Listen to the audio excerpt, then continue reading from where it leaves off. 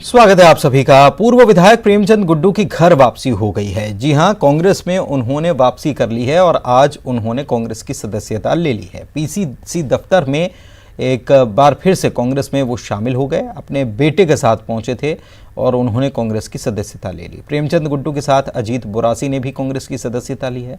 इस दौरान पूर्व मंत्री सज्जन सिंह वर्मा, पूर्व विधानसभा अध्यक्ष एनपी प्रजापति मौजूद थे।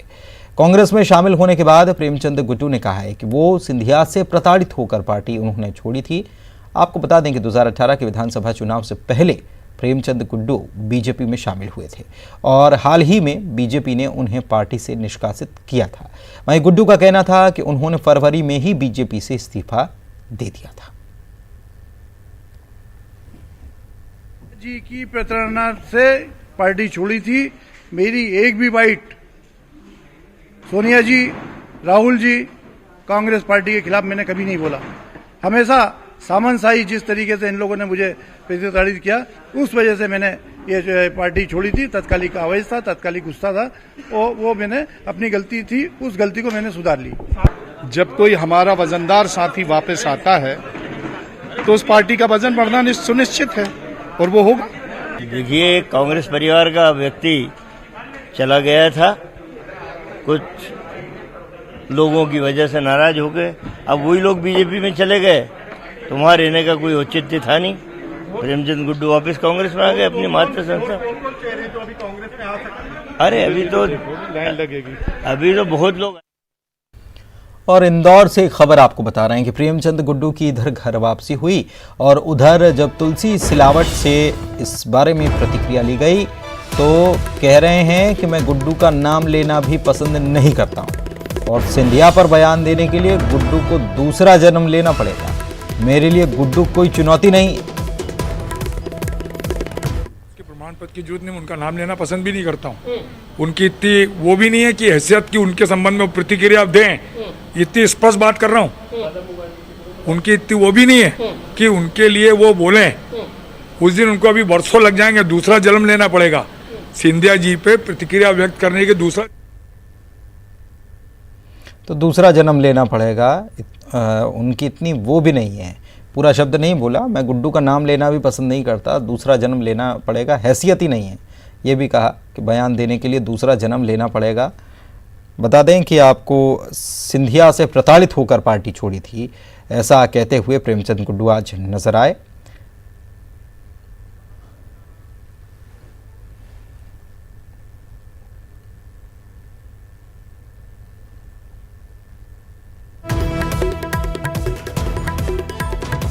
अरुण हमारे सहयोगी इंदौर से हमारे साथ जुड़े हुए हैं और अनुराग हमारे साथ भोपाल से जुड़े हुए हैं।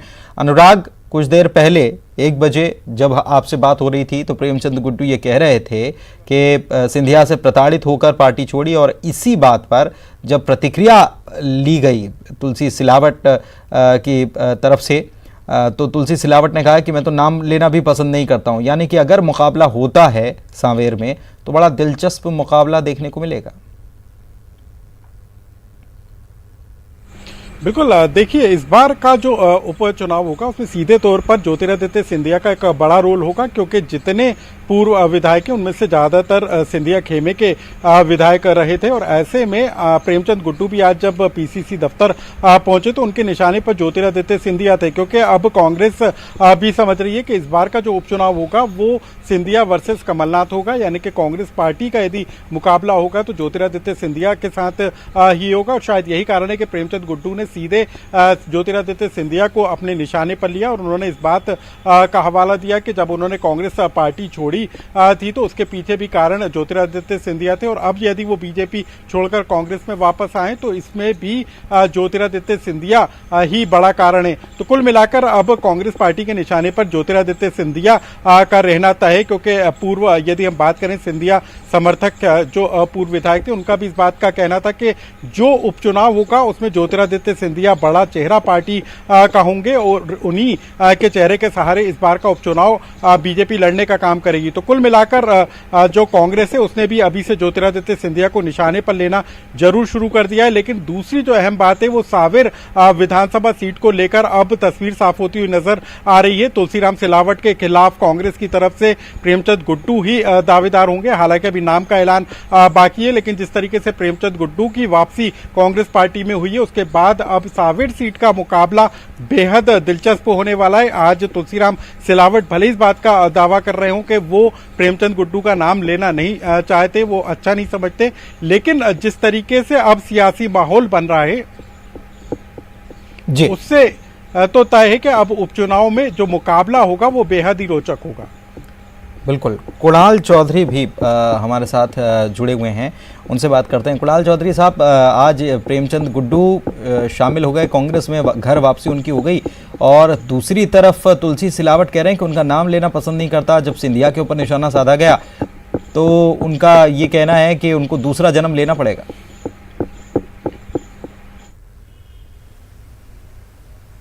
चौधरी साहब, आपको आवाज मिल पा रही? हाँ, मुझे आ रही। हेलो, आपको आ रही है? जी बोलिए। हेलो, मैंने कहा लोकतंत्र में इस बात को तय करना पड़ेगा, जनता तय करती है किसकी क्या हैसियत है, और स्पष्ट रूप से जनता जिसको जनादेश देती है उसके साथ बीका अपने जनता के जनादेश को बेच के कहीं ना कहीं हैसियत की बात करने वाले लोगों के लिए बात करने वाले, चुनौतियों के लिए बात, अभी जनता के दरबार में जाएंगे तब समझ में आएगा कि क्या इनकी किसकी क्या हैसियत है। और रही बात कि कौन किस पर टिप्पणी कर सकता है, हर व्यक्ति को अपना मौलिक अधिकार है अपने विचारों को अपने रखने का, और उन मौलिक अधिकारों को छीनने का अधिकार किसी को नहीं है। तुलसी सिलावट, जिनको हम पूरे प्रदेश में मिलावट सिंह कहते हैं, और जिन्होंने इस मध्य प्रदेश के जनादेश को बेचते हुए इंदौर को जिस राह पे लाके खड़ा करा, पहले अपने गिरबान में झांक के देखे, जिनको जो दायित्व दिया था उन्हें पूरी तरीके से कर नहीं पाए, और जिस प्रकार से जनता ने दिखा दिया है पिछली बार कि जिस व्यक्ति की बात कर रहे हैं उनको खुद घर बैठ के लोकसभा तक नहीं जीते, जो जनता के जनादेश जिनको नहीं दिया, और वो आज जनता के जनादेश को बेचने की बात बेच के और इधर उधर की बात कर रहे हैं। स्पष्ट है, लोकतंत्र में जिस दिन चुनाव होगा उस दिन सबकी हैसियत अपने आप पता पड़ जाए। अरुण हमारे सहयोगी इंदौर से जुड़े हुए हैं। अरुण, तुलसी सिलावट बड़े तैश में आ गए जब उनसे सवाल किया गया, और आप कुणाल चौधरी को भी सुन रहे थे, वो भी बोल रहे हैं कि जनता के बीच जाएंगे तो सब कुछ पता चल जाएगा। बिल्कुल, देखिए जैसे ही गुड्डू की कांग्रेस में वापसी हुई, उनका अब तय हो गया कि वो सांवेर से चुनाव लड़ेंगे, और काफ़ी सशक्त दावेदार हैं वो सांवेर के। ऐसे में अब तुलसी सिलावट तिलमिला गए हैं, और उन्होंने कहा मैं गुड्डू का नाम लेना भी पसंद नहीं करता। सांवेर में जिस तरह की जमावट गुड्डू ने कर रखी है, और कांग्रेस पिछली बार इस सीट जीती थी, भले ही तुलसी सिलावट उस समय कांग्रेस में थे, उससे अभी थोड़े से घबराहट में है तुलसी सिलावट, क्योंकि वो भी कई बार यहाँ से सांवेर से वो जीत चुके हैं, 4 बार वो चुनाव यहाँ से जीत चुके हैं। गुड्डू भी यहाँ से चुनाव जीत चुके हैं, और गुड्डू उन्हें कड़ी चुनौती देने के मूड में है इस बार। उन्होंने तो ऐलान भी कर दिया कि वो इस बार तुलसी सिलावट को हराएंगे। तो ऐसे में अब तुलसी सिलावट की मुश्किलें कम नहीं है, ज़्यादा बढ़ती ही जाएंगी दिनों दिन। ऐसे में अब तुलसी सिलावट इस तरह की बयानबाजी हालांकि कर रहे हैं, लेकिन उन्होंने एक बात जरूर कही कि जो सिंधिया पर जिस तरह से वो प्रतिक्रिया दे रहे हैं गुड्डू, उन्हें ऐसी प्रतिक्रिया देने में दूसरा जन्म लेना पड़ेगा, और वो उनकी अभी हैसियत नहीं है कि वो सिंधिया पर कोई प्रतिक्रिया दें। तो एक तरह से आज जो उनकी बौखलाहट थी वो साफ तौर पर नजर आई, क्योंकि गुड्डू खास बात यह है कि दोनों नेता एक दूसरे का वजन जानते हैं, दोनों पहलवान एक दूसरे का वजन जानते हैं, दोनों पहलवान एक दूसरे के दावपेच जानते हैं, और तुलसी सिलावट तो पहलवान के नाम से पहचाने भी जाते हैं। खैर, इस बीच आशीष अग्रवाल साहब हमारे साथ जुड़े हुए हैं, बीजेपी से प्रवक्ता। आशीष जी, प्रेमचंद गुड्डू ने कहा है कि वो सिंधिया की वजह से बीजेपी में शामिल हुए थे, सिंधिया के चलते वो प्रताड़ित हो गए थे कांग्रेस में इसलिए, और उन्होंने गलती सुधार ली है। तुलसी सिलावट साहब कह रहे हैं कि दूसरा जन्म लेना पड़ेगा सिंधिया के ऊपर सवाल करने को या टिप्पणी करने को लेकर। देखिए, आपने देखा होगा जिस तरह से प्रेमचंद गुड्डू जी ने कुछ समय से जो वो व्यवहार कर रहे हैं वो राजनीतिक रूप से तो एक्सेप्टेबल नहीं है। भारतीय जनता पार्टी की सदस्यता उन्होंने पूरे दुनिया के सामने चौड़े में दी थी, फिर उन्होंने जाने कहां से कोई पत्र लिख के उन्होंने कह दिया कि मैंने तो छोड़ दी।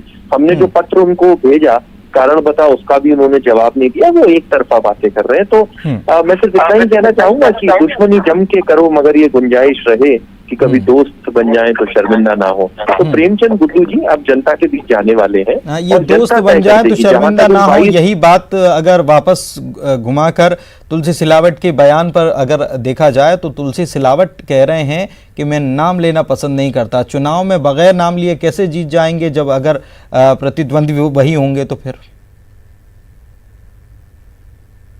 कि राजनीतिक लोगों में बहस जनता की सरोकार से जुड़े हुए विषयों पे होनी चाहिए। तो वो बात करें विकास की, वो बात करें राष्ट्रवाद की, वो बात करें कोरोना के संकट काल की, तो ठीक है, ये पॉजिटिव क्रिटिसिज्म हो सकता है। मगर वो जिस तरह के पर्सनल आरोप लगा रहे हैं तो उनको पर्सनल आरोप का जवाब पर्सनली ही पलट के मिलेगा।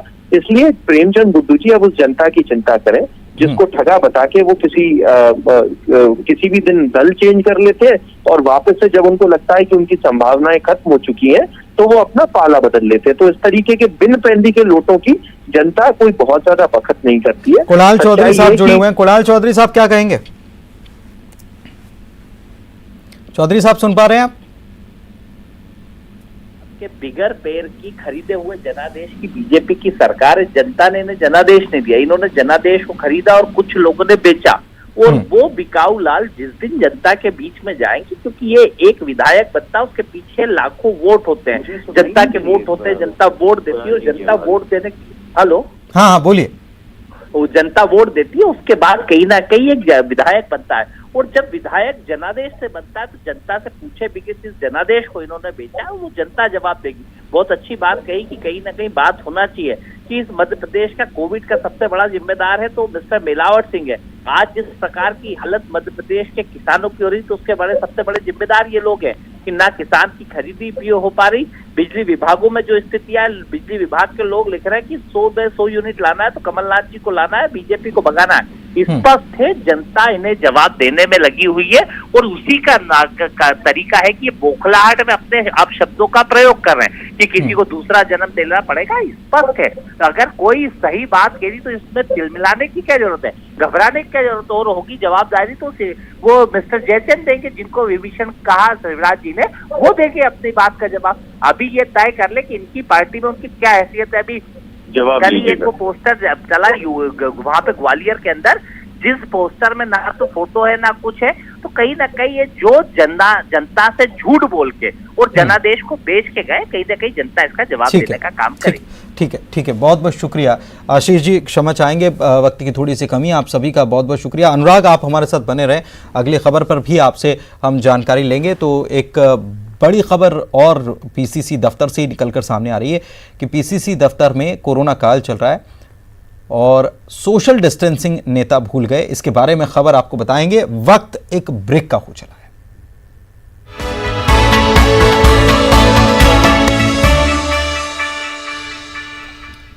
अब बात समोसा डिप्लोमेसी की। पीएम मोदी ने ऑस्ट्रेलिया के पीएम स्कॉट मॉरिसन के उस ट्वीट पर प्रतिक्रिया दी है जिसमें उन्होंने समोसे की तस्वीर ट्वीट की है। पीएम मोदी ने मॉरिसन के ट्वीट पर प्रतिक्रिया दी कि connected with Indian ocean, United by Indian samosa. PM ने आगे लिखते हुए कहा कि जब हम कोरोना के खिलाफ के जंग जीत जाएंगे तो फिर एक साथ समोसे का आनंद लेंगे। बता दें कि ऑस्ट्रेलिया के प्रधानमंत्री स्कॉट मॉरिसन ने समोसा बनाते हुए एक तस्वीर अपने ट्विटर हैंडल से पोस्ट की और कहा कि वो इसे प्रधानमंत्री नरेंद्र मोदी के साथ शेयर करना चाहते हैं। राज्यसभा सांसद विनय सहस्त्रबुद्धे ने केंद्रीय मंत्री प्रकाश जावड़ेकर को सिने और टीवी आर्टिस्ट की परेशानियों के बारे में ट्वीट किया था, जिसके बाद एक्टर्स और टेक्नीशियंस के मार्च 2020 के बकाया पेमेंट का भुगतान करने के निर्देश सरकार ने जारी कर दिए हैं। गौरतलब है कि इसके पहले लॉकडाउन के कारण काम न मिलने और आर्थिक तंगी के कारण कलाकारों को सुसाइड करने के मामले सामने आए थे, जिसके बाद इस मामले पर सरकार ने गंभीरता से विचार कर यह फैसला किया। सूचना और प्रसारण मंत्री प्रकाश जावड़ेकर ने सभी चैनल और सारे निर्माताओं को ये दिशा निर्देश जारी किए। भारत में कोरोना संक्रमण के बढ़ते असर के बीच रिलायंस इंडस्ट्री अपनी कपड़ा और परिधान कंपनी आलोक इंडस्ट्री के जरिए पीपीई किट बना रही है। आलोक इंडस्ट्री चीन से आयात की गई पीपीई किट की तुलना में सिर्फ 1/3 यानी कि करीब 33% लागत पर इनको बना रही है। रिलायंस इंडस्ट्री ने हाल ही में आलोक इंडस्ट्री का अधिग्रहण किया था। सूत्रों ने बताया कि कंपनी ने आलोक इंडस्ट्रीज के सिलवासा गुजरात के कारखाने में खास तौर पर पीपीई किट को बनाने का काम शुरू किया है। कोविड-19 संकट के बीच डॉक्टरों, नर्सों, अस्पताल कर्मचारियों पर समेत बाकी लोगों के लिए पीपीई किट की काफ़ी ज़रूरत है। बताया जा रहा है कि आलोक इंडस्ट्री में बनाई गई पीपीई किट की कीमत करीब 650 रुपये प्रति किट होगी, जबकि आयात की गई किट की कीमत 2000 रुपये प्रति किट है।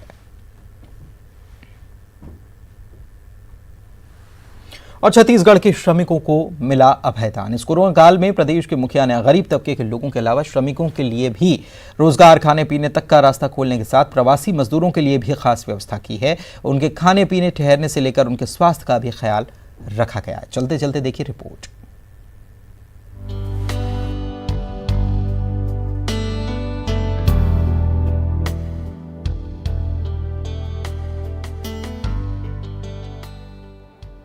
कोरोना जैसी महामारी के चलते देश में लॉकडाउन चल रहा है। ऐसे हालात में प्रदेश के लाखों मजदूर दूसरे राज्य में फंसे हुए थे। अब लॉकडाउन में आंशिक छूट के बाद सरकार की पहल से छत्तीसगढ़ के मजदूर अपने गांव की ओर लौट रहे हैं। उनके स्वास्थ्य को ध्यान में रखते हुए हर गांव में क्वारंटाइन सेंटर बनाया गया है, जहां उनके स्वास्थ्य की जांच की जा रही है। अच्छा व्यवस्था, मतलब हरा सब्जी, दाल सभी प्रकार से दिया जा रहा है। इससे मतलब महामारी नहीं फैलेगी और जो फैले मतलब जिनको हुआ है उनका इलाज समय में संभव है। इस सुविधा के लिए मैं सरकार को धन्यवाद कहूँगा और ये योजना जो है मिला है वो बढ़िया है। अच्छा लग रहा है और मैं अच्छा फील करती हूँ और बहुत अच्छा से व्यवस्था भी है। मैं भूपेश सरकार को बार बार धन्यवाद देती हूँ कि ऐसा उन्होंने योजना खोला ताकि ये बीमारी, ये महामारी गांव तक मत पहुँचे। यह नजारा कांकेर जिले के क्वारंटाइन सेंटर ढेकुना ग्राम पंचायत का है। अपने ग्राम पंचायत क्षेत्र से मजदूरी के लिए दूसरे राज्यों में गए मजदूरों की वापसी के बाद यहां ठहराया गया ताकि उनका सबसे पहले स्वास्थ्य परीक्षण हो सके। इस सेंटर में सभी मजदूरों को अलग अलग कमरा दिया गया। उन्हें सोने के लिए बेड के साथ 2 टाइम के भोजन के अलावा चाय नाश्ता का भी इंतजाम किया गया ताकि इन श्रमिकों को किसी प्रकार की कोई तकलीफ न हो। और इसके लिए हर ग्राम पंचायत में जनपद सीईओ को नोडल बनाकर सरपंच और सचिवों को दायित्व सौंपे गए।